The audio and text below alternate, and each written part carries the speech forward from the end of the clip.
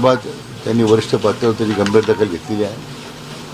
पुन्हा असे प्रकार होणार नाही आणि या संदर्भामध्ये एक बैठकही आमचे सहकारी प्रसाद दाड यांनी घेतली. आता त्यातून ज्यांच्यावर अन्याय झाला त्या अन्यायाचं निवारण करण्याच्या संदर्भात आता सूचना दिलेल्या आहेत. या सगळ्या माहितीबद्दल एक पुन्हा आम्ही सगळ्या अधिकाऱ्यांची एक बैठक आता बोलवलेली आहे. त्यामध्ये सगळ्याच ज्यांचे प्रस्ताव प्रलंबित आहेत, नाकारले किंवा बऱ्याच वेळा असे उत्तर मिळतात की अर्ज येत नाहीत. कारण अर्ज दिल्यानंतर जर ते नाकारलं जाणार असेल किंवा अर्ज छाननीमध्ये विलंब होत असेल तर स्वाभाविकपणे लोकांमध्ये एक शंका आहे की मग आपण अर्ज का करावा. तर त्या संदर्भात काही ठोस आपल्याला कार्यक्रम हातात घ्यावा लागेल. त्याचा मी काय आता आमच्या उपसमितीमध्ये आम्ही निर्णय करतो आहे आणि अनुषंगिक बाकीच्याही बाबीची चर्चा झाली. सरकारच्या वेळोवेळी उचललेल्या पावलांमुळे एक समाजामध्ये एक वातावरण तसं सकारात्मक आहे.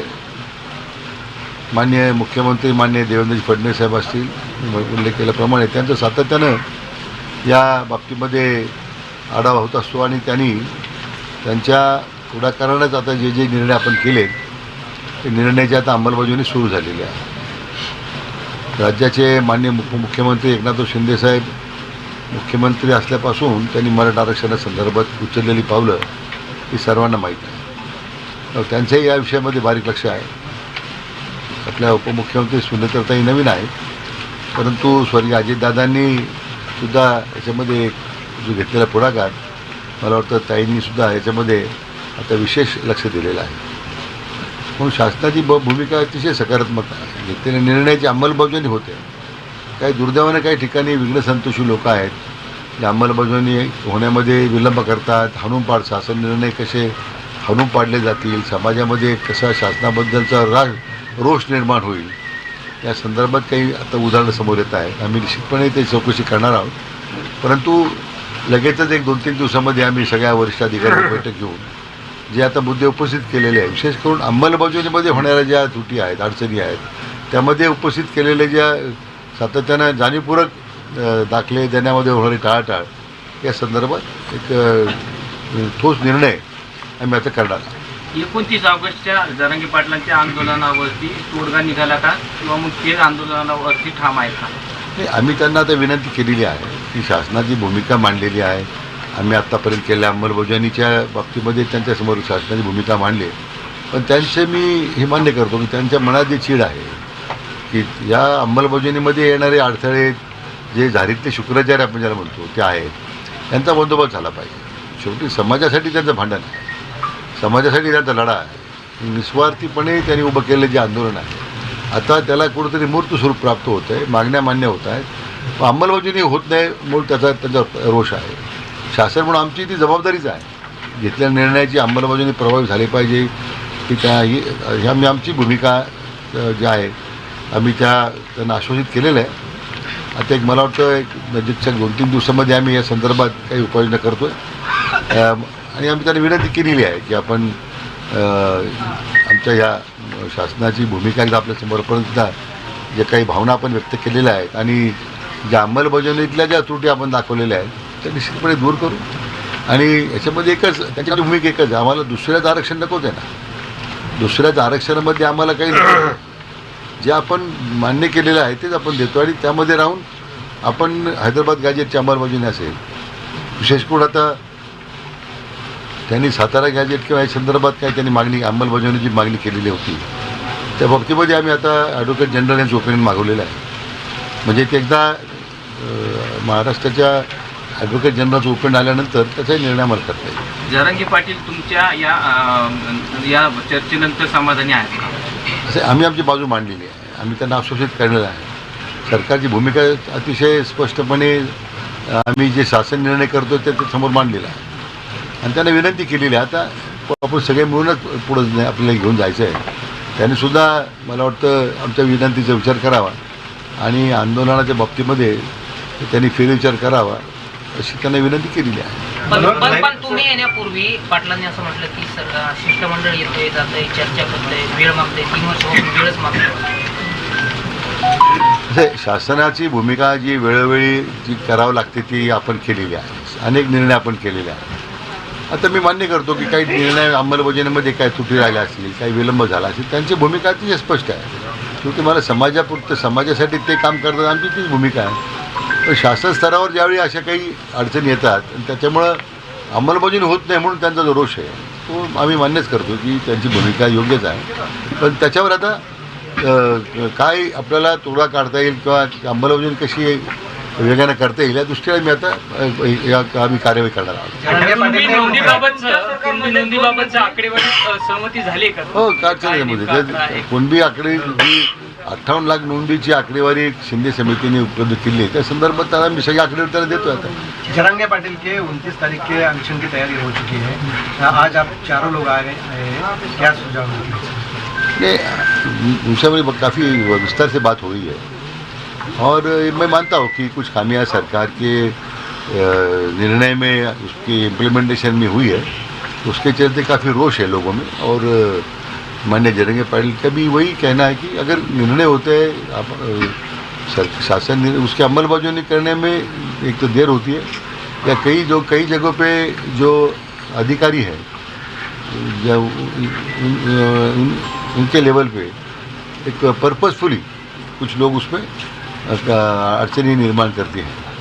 तो निश्चित रूप में लोगों में जो सरकार के खिलाफ जो रोष है उसके कारण सरकार के खिलाफ तो व्यक्तिगत कुछ नहीं है, लेकिन समाज के लिए जो सरकार ने निर्णय लिया है उसकी अंमलबजावनी शीघ्र गति से होती नहीं, उनका ये आक्षेप है. मानते हैं कि उसमें कुछ बदलाव लाने की आवश्यकता है, सुधार करने की आवश्यकता है. उनको हमने उसके बारे में आश्वासित किया है. आज आप 4 लोग सफल हो गए इस बात नहीं, ऐसे हमारी विनती हमें उनके सामने रखी है. इस 2-3 दिन में जो कोई मामले उन्होंने सामने लाए उसके ऊपर भी कुछ निर्णय कर रहे हैं और हम समझते हैं कि मैं मानता हूँ कि हमारी वो जो विनंती है हमें तो स्वीकार करेंगे ऐसे मानते हैं. 58 लाख कुणबी नोंदींचे डेटाची त्यांनी मागणी केली होती. हा डेटा सरकार कधीपर्यंत त्यांना सुपूर्द करणार आहे? नाही, आम्ही आता ऑलरेडी त्याची हार्ड कॉपी त्याच्या पेन ड्राईव्हवर सगळा डाटा डाउनलोड केलेला आहे. ती माहिती आपण त्यांना देतो. आपण त्यांना मराठा आरक्षण समितीची बैठक अंतरवाळीत लावा असं जरंगे पाटलांनी म्हटलंय. मग त्या संदर्भात काय आणि सोबत सामंत साहेबांनी सांगितलं की आम्ही 27 तारखेला परत जरंगे पाटलांची भेट घेऊ. मग परत असं ते होणार आहे? नाही, आता मी त्याच्यावर चर्चा करतोय. पण बैठकीची मागणी आहे त्यांची, त्याचा निश्चितपणे विचार करू. होईल ती बैठक अंतरवाळी? आता विचार करू. आता आजच त्यांनी मागणी केली. तर मला बाकी सदस्यांची सरकार मधल्या 2 मंत्र्यांवर जरांगे पाटील नाराज आहे. त्याच्याबद्दल तुम्ही म्हणता शिंदे साहेबांनी देवेंद्र फडणवीस साहेबांना माहिती नाही, त्याच्याबद्दल काय सांगाल? असं आहे की व्यक्तिगत पातळीवर कधी कधी आता मंत्री आम्ही काम करतो, आमच्या अधिकारात आम्ही काही निर्णय करत असतो. त्याच्यामध्ये काही विसंगती आल्या असेल, काही त्रुटी राहिल्या असतील, त्यामुळे काही अडचणी आल्या असतील, काही रोष निर्माण झाला असेल तर निश्चितपणे राज्याचे प्रमुख म्हणून मुख्यमंत्री त्यात लक्ष घालतील, राज्याचे प्रमुख म्हणून उपमुख्यमंत्री शिंदेसाहेब लक्ष घालतील. त्यामुळे मला वाटतं की ज्या काही भावना दुखावल्या गेलेल्या आहेत त्याचा निश्चितपणे विचार वरच्या वरिष्ठ पातळीवर होईल असं आम्ही त्यांना आश्वासित केलेलं आहे. आज सगळ्यांनी पाहिलं की अधिकारी लोक काम करत नाही. मराठवाड्यामध्ये किती नोंदी आतापर्यंत सापडलेल्या आहेत? हैदराबाद गॅझेटनुसार किती प्रमाणपत्र मराठवाड्यामध्ये वितरित झाले? नाही, मला वाटतं सगळी माहिती दिलेली आहे आपण त्यांना सगळी. आणखी तुम्हाला पाहिजे मी स्वतंत्र ते आम्ही प्रेसवर काढून देऊ. पण काम बऱ्यापैकी सुरू आहे साधारण दोन्ही. आणि उलट लिपी वाचण्यामध्ये लोकांच्या अडचणी होत्या. आम्ही कायमस्वरूपी लिपी वाचक नेमलेले आहेत की त्यामुळं शासन स्तरावर महसूल विभागाला कुठे अडचणी येऊ नये. मला वाटतं काम सुरू आहे, परंतु त्याला अधिक गती देण्याची आवश्यकता आहे. काही म्हणून म्हटलं की त्याच्या अनेक करोरे आहेत. पण मला खात्री आहे की आमच्या या शासनाच्या प्रयत्नाला मान्य जरंगे पाटील त्या निश्चितपणे प्रतिसाद देतील अशी मला खात्री आहे. आणि आजच्या बैठकीमध्ये अधिकारी पण काम करत नाही असा सूर निघाला म्हणून मी मागेच मान्य केलं ना की काही मला दिसतंय काही ठिकाणी आक्षेपार्ह काही लोकांनी वर्तवणूक अधिकारी दिसते, आम्ही कारवाई करू. तुम्ही आताच म्हणाला की काही धाडीचे शुक्राचार्य कार्य करतायत, ती नेमकी कोण आहे? नाही, अधिकारी म्हटलं मी, ज्यांच्यावर जबाबदारी दाखले देण्याची, जात पडताळी दाखले देण्याची. बहिणीला दाखला मिळतो आणि भावाला मिळत नाही, वडिलांच्या नावावर दाखला आणि मुलाला मिळत नाही. हे कशाचं होतं काय? त्यामुळे अशा अधिकारी जाणीवपूर्वक जर शासनाला बदनाम करत असतील तर त्याच्यावर आम्ही कारवाई करणारच ना. नेमकी काय कारवाई करणार वारंवार तेच चालू नाही नाही, असं आहे की एकदा वास्तव समोर आल्यानंतर एकतर त्यांना निलंबित करावं लागेल. त्यांच्या सेवा नियमामध्ये त्यांचे जे नियम आहेत त्याप्रमाणे काही कार्यवाही होईल. पण हे प्रकार गंभीर आहे, याची आम्ही निश्चितपणे दखल घेतलेली आहे. आणि मला आपल्या माध्यमातून कुठे आम्ही कोणत्या अधिकाऱ्याच्या विरुद्ध नाही आहे. व्यवस्था जी निर्माण केली शासनानं ते व्यवस्थित राहून काम करायचं असतं. तर माझी आपल्या निमित्तानं सगळ्यांना विनंती अधिकाऱ्यांना सुद्धा, क्षेत्रीय अधिकाऱ्यांना, आपण आपल्या दिलेल्या दायऱ्यामध्ये राहा, काम करा, नियमानं जे काही दाखले देऊ शकतो ते करा, समाजाची हेळसांड होऊ देऊ नका. 29च्या दादा परवानगी आम्हाला.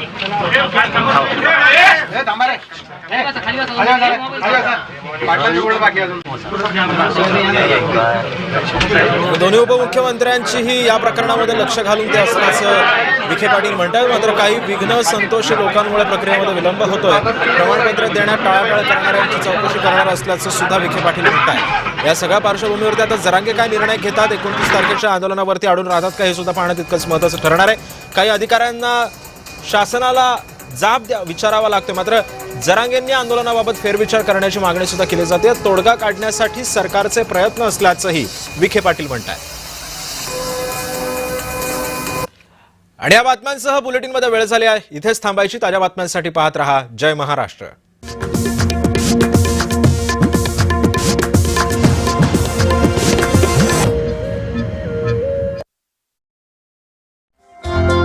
पाहत रहा जय महाराष्ट्र न्यूज. 100% गाईच्या दुधापासून बनलेलं शुद्ध सोनेरी आणि दाणेदार.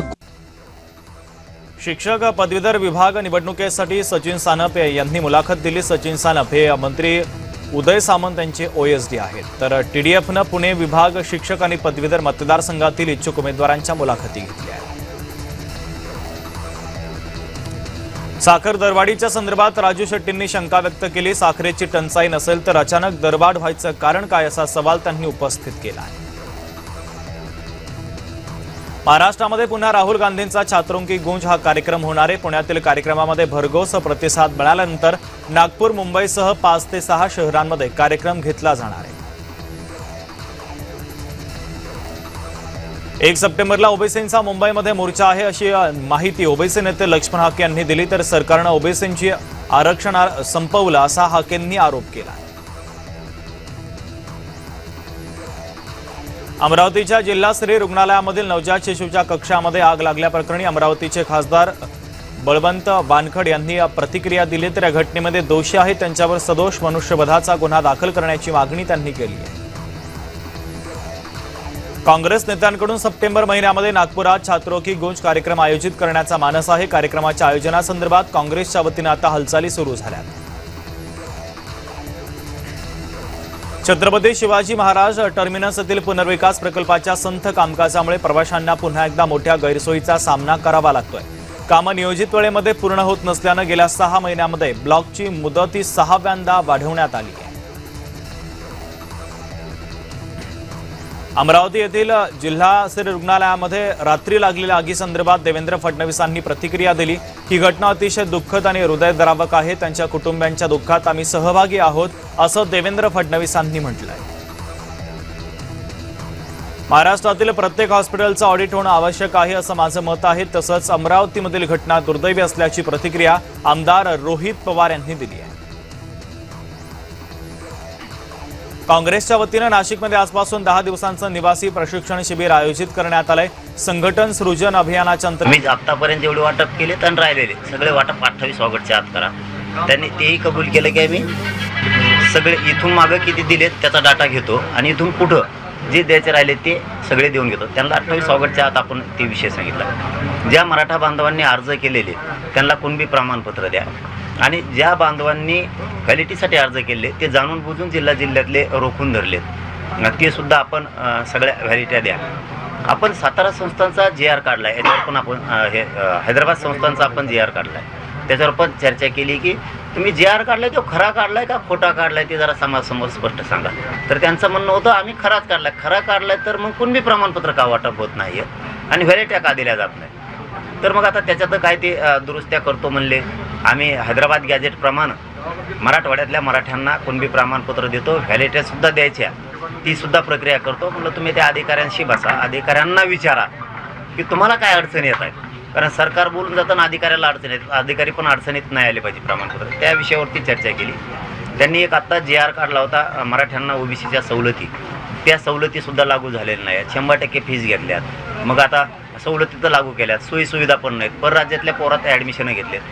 त्या संदर्भातला सुद्धा विषय ह्या 28 ऑगस्टच्या आत सगळ्या अंमलबजावणी तुम्ही त्याची करून ती लागू करा हे पण सांगितलं आपण. केसेसच्या संदर्भातला विषय झाला की तुम्ही राज्यातल्या केसेस जे आहेत ते मागं घ्या. त्यांनी सांगितलं तर 1300 काहीतरी घेतल्यात, काहीतरी 68 काय काहीतरी राहिल्यात म्हणले, ती आपण प्रक्रिया आहे. त्यावरही चर्चा आपण पुऱ्या महाराष्ट्रानं तुम्ही पण ऐकली, तेही मागे घेण्याच्या संदर्भातली चर्चा. EWS, ECBC आणि ESBCचे जे पोर आहेत नियुक्त्या झालेले, निवड झालेले, त्यांच्या नियुक्त्याच्याबद्दल सुद्धा त्यांनी सांगितलं आम्ही आता बैठक घेतोय. मला वाटतं उद्या त्याला बैठक घ्यायलाच वाटतं ते त्या विषयावरती. कॅबिनेटचे काय बैठकीत ते चर्चा करतील. पण MPSCच्या पोरांचा विषय घेतला होता, त्याही विषयात ते मार्ग काढून देतो म्हणून तीही जबाबदारी त्यांनी स्वीकारली. माझ्या बलिदान दिलेल्या बांधवांचे निधी आणि नोकरीचा विषय राहिला आहे. हे सगळे विषय सुटल्याशिवाय, आणि विशेष म्हणजे सातारा, कोल्हापूर, औंध, पुणे आणि बॉम्बे गव्हर्नमेंटचा गॅझेटियरचा JR मला पाहिजे लागू अंमलबजावणीसहित. त्यावरही त्यांनी सांगितलं की तोही काढतो आम्ही, अहवाल मागून घेतला आहे. आता बघूयात 28 तारखेपर्यंत काय काय करतात. आपण जेवढ्या काय मागण्या आहेत या मागण्याच्या संदर्भात त्यांची चर्चा केली. परंतु याच पत्रकार परिषदेच्या माध्यमातून मी महाराष्ट्रातल्या मराठा समाजाला विशेष करून सांगतो, ज्यांच्या नोंदी सापडलेल्या असून सुद्धा कुणबी प्रमाणपत्र देत नाहीत अशाने 28 ऑगस्टला अर्ज घेऊन अंतरवालीत या. मला निपटारा काढायचा आहे बरं का. पुन्हा सांगतोय मराठा समाजाला, ज्यांनी व्हॅलिडिटीसाठी अर्ज केलेत पण व्हॅलिडिटी देत नाहीत, त्यांनी अर्ज घेऊन 28 ऑगस्टला या. मला ते अर्ज घेऊन ठेवून तुम्ही सुद्धा इथंच राहायचं आहे. मला ते सरकारला दाखवायचे हे पोर आहेत आणि यांचे कामं राहिलेत म्हणून. आणि ज्यांनी हैदराबाद गॅजेटनुसार सुद्धा अर्ज केलेले असतील, देत नाहीत, त्यांनी सुद्धा अर्ज घेऊन या. म्हणजे कुणाचा विषय मागं राहायला नको. नोंद असून कुणबी प्रमाणपत्र नाही, कुणबी प्रमाणपत्र असून व्हॅलिडिटी नाही, कोणाच्या चुलत्याला दिली पुतण्याला देत नाहीत, पुतण्याला दिली बहिणीला देत नाहीत. तुमचे ते अर्ज घेऊन या, तिकडं पण अर्ज करा. अधिकाऱ्यांकडं, तहसीलदारकडं, SDMकडं तुमचे अर्ज करा त्या प्रमाणपत्रासाठी. आणि मग इकडं सुद्धा एक त्याची झेरॉक्स कॉपी घेऊन या, म्हणजे जेणेकरून आपल्याला सरकारशी बोलता येईल. कोणत्या बांधवांचे व्याज परतावे थांबलेत त्यांनी सुद्धा त्यांचे अर्ज घेऊन 28 ऑगस्टलाच इथं या. कारण आम्हाला ते सगळे जमा करून घ्यायचे, तुमच्याशी चर्चा करायची. मग ते एकदा जमा करून घेतले की 29 पासून सरकार कधी येईल त्यावेळेस ते मार्ग काढून घ्यायचे. कोणत्या विद्यार्थ्यांचे पंजाबराव देशमुखांच्या माध्यमातून शिष्यवृत्त्या राहिल्यात, सारथीच्या कुठल्या योजना राहिल्यात त्याविषयी आपण चर्चा केली. निधी सगळा द्या महामंडळाचा ते पण सांगितलं, सारथीला पण द्या म्हणून सांगितलं. 28 ऑगस्टपर्यंत ते करतोय त्यांनी म्हणून सांगितलं. पण आंदोलन हे थांबणार नाही आहे. 29 ऑगस्टला आंदोलन होणार आहे. मला हे निर्णायक आंदोलन करायचं आहे. मराठा समाजाची मागणी मला पाठीमागं ठेवायची नाही आहे. मराठा समाजानं हे विषय समजून घ्या. ज्यांचे जे घराने तुम्ही तुमचे अर्ज घेऊन अंतरवालीत यावं, म्हणजे मलाही सोपं जाईल आणि तुमच्यासाठी सोपं जाईल. तुम्हालाही कधी आयुष्यात अडचणी येणार नाहीत आणि समाजापुढे अडचणी उभा राहणार नाहीत. हे माझ्या मराठा बांधवांनी समजून घ्या. 2-2, 4-4 दिवस कामं बुडू द्या, परंतु ह्या आयुष्यभराचा विषय कुणबी प्रमाणपत्राचा, काहीच्या फाईल दाबून धरल्यात, काहीच्या नोंदी असून देत नाही आहेत, काहीने अर्ज करून कुणबी प्रमाणपत्र देत नाहीत, कुणबी प्रमाणपत्र व्हॅलिडिटी देत नाहीत.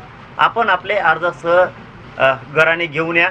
महाराष्ट्रभरातले जे पोरांचे ॲडमिशनं झालेत पुढं त्यांना अडचणी यायला लागल्या. जर विद्यार्थ्यांना येता येत नसेल तर विद्यार्थ्यांनी त्यांच्या वडिलांना पाठवलं, भावाला पाठवलं तरी अर्ज घेऊन चालतंय. तेच हजर असावं असं काही नाही. विद्यार्थी एखादा निवड झालेला आहे ACBC EWS मधून, त्याला येत नसेल तर त्याच्या घरच्यांना पाठवा, म्हणजे जेणेकरून आमच्या लक्षात येईल की त्याला येता आलं नाही त्याच्या ड्युटीमुळं.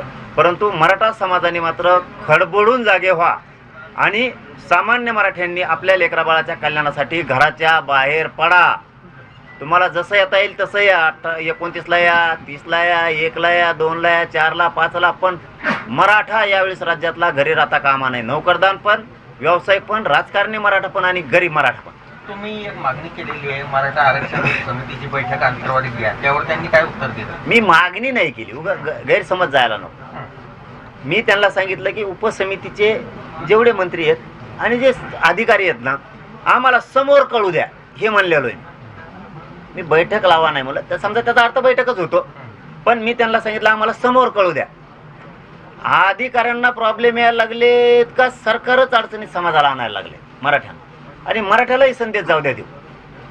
आज सरकारनं जर अधिकाऱ्यांना पुऱ्या गोष्टी दिल्यात अंमलबजावणीच्या, तर मग अधिकारी का थांबायला हे आम्ही विचारू.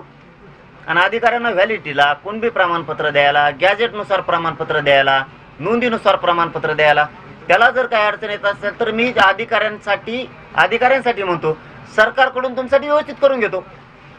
आणि सरकारच मुद्दाम करत असेल तर ते आम्हाला कळू द्या. आणि सरकार करत नसेल तर अधिकारी करायला लागले सगळं सरकारनं देऊन सुद्धा, हेही कळू द्या. याच्यासाठी तुम्ही आंतरवलीतच अधिकाऱ्यांना बोलवा. ओके. खूप धन्यवाद. त्यामुळे उरलेली प्रमाणपत्र 28 ऑगस्टच्या